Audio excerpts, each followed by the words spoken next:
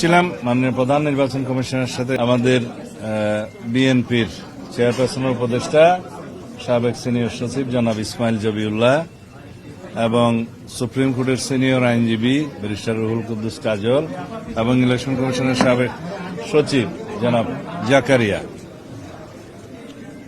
আমরা কিছু গুরুত্বপূর্ণ বিষয়ে এবং কিছু আইনি বিষয়ে, আচরণবিধির কিছু বিষয়ে আমরা কথা বলতে এসেছিলাম। কয়েকদিন আগে আমাদের সিনিয়র নেতা স্ট্যান্ডিং কমিটির মেম্বার জনাব নজরুল ইসলাম খান এসেছিলেন আরও একটি গুরুত্বপূর্ণ বিষয়ে, পোস্টাল ব্যালটের বিষয়ে আপনাদের সাথে কথা হয়েছে। তা আমরা আজকে যে সমস্ত বিষয়ে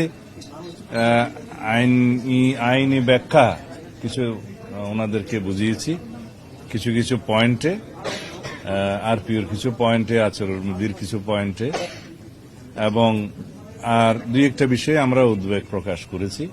এগুলো তাদের সাথে আলোচনা হয়েছে। তা আমার মনে হয় এর বেশি কিছু বলার নাই। তারা এগুলো বিবেচনা করবেন, কমিশনে বৈঠক করে সেটুকু আশ্বস্ত করেছেন।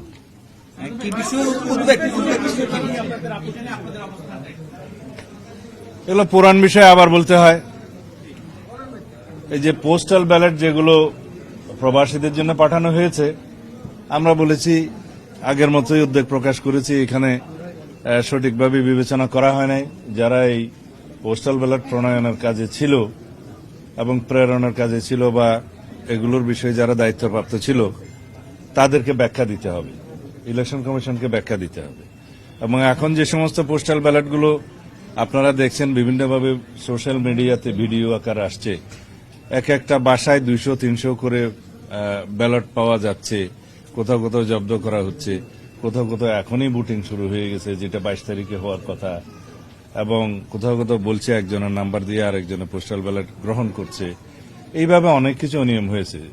যেহেতু বাংলাদেশে প্রবাসীদের ভোটদানের এই নিয়মটা এই প্রথম এক্সারসাইজ হচ্ছে, এখানে কিছু ভুলভ্রান্তি থাকতে পারত, তবে যে ভুলভ্রান্তিটা হচ্ছে এখানে আমরা ভিক্টিমাইজড, আমরা ক্ষতিগ্রস্ত হচ্ছি, এবং একটি নির্দিষ্ট রাজনৈতিক দলের পক্ষে হয়ে কিছু কিছু এখানে কাজ হয়েছে বলে আমাদের ধারণা, এবং সেটা প্রকাশিত হয়েছে। আসলে ধারণাও নয়, সেটা প্রমাণিত হচ্ছে। তা এখন আমরা বলেছি এই বিষয়ে আপনাদেরকে পরিষ্কার ব্যাখ্যা দিতে হবে। এই প্রবাসীদের কাছে যে সমস্ত ব্যালট পাঠানো হয়েছে, কিভাবে পাঠানো হয়েছে, তারা কিভাবে ভোট দিবে, ওখানে কিভাবে স্ক্যান করবে, আর এক জায়গায় যদি 200-300 ব্যালট পাওয়া যায় সেক্ষেত্রে কি ব্যাখ্যা দিবেন, পররাষ্ট্র মন্ত্রণালয় কি ব্যবস্থা নেবে, এই সমস্ত বিষয়ে আমরা আলাপ করেছি। তারা তাদের ব্যাখ্যাটা দিবেন আপনাদের কাছে। আমার মনে হয় আজকেও দিতে পারে, কালকেও দিতে পারে, তাদের সময় মতো দিবেন। আর আচরণবিধির বিষয়ে আমরা একটা বিষয়ে দৃষ্টি আকর্ষণ করেছি যে ভোটার স্লিপ প্রদানের ক্ষেত্রে আমরা যেহেতু চাই অধিকাংশ ভোটার ভোটে অংশগ্রহণ করুক, দেশে সবাই চায়, তো সেই ক্ষেত্রে তারা যাতে তাদের ভোটের নাম্বারটা এবং প্রার্থীর নাম, প্রতীক ইত্যাদি পায় ভোটার স্লিপের মাধ্যমে, সহজ হয়। সেটা না করে তারা ভোটার স্লিপের মধ্যে বলেছে কোনো পার্টির নাম দেওয়া যাবে না, মার্কা দেওয়া যাবে না, এবং প্রার্থীর ছবি দেওয়া যাবে না। এগুলো আমরা হচ্ছে পুনর্বিবেচনা করা দরকার। আচরণবিধি যেহেতু ইলেকশন কমিশন নিজেরাই এটা পরিবর্তন করতে পারবে, সুতরাং এই বিষয়টা বিবেচনায় নেয়া।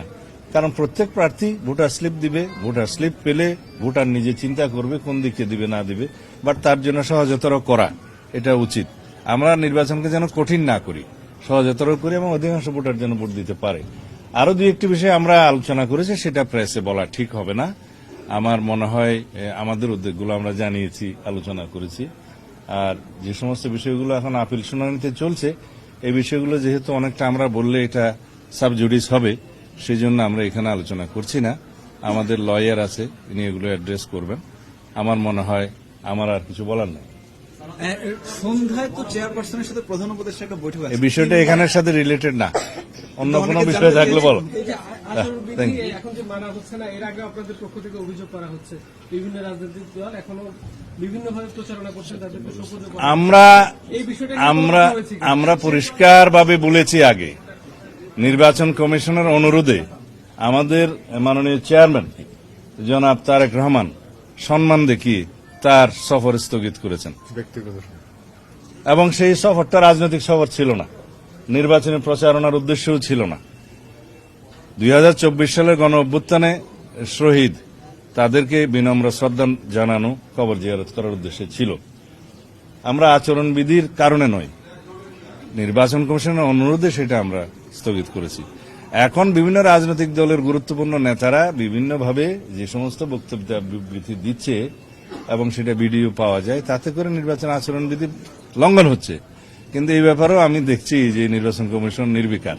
তা আমরা আশা করব তারা এগুলো অ্যাড্রেস করবে। ধন্যবাদ।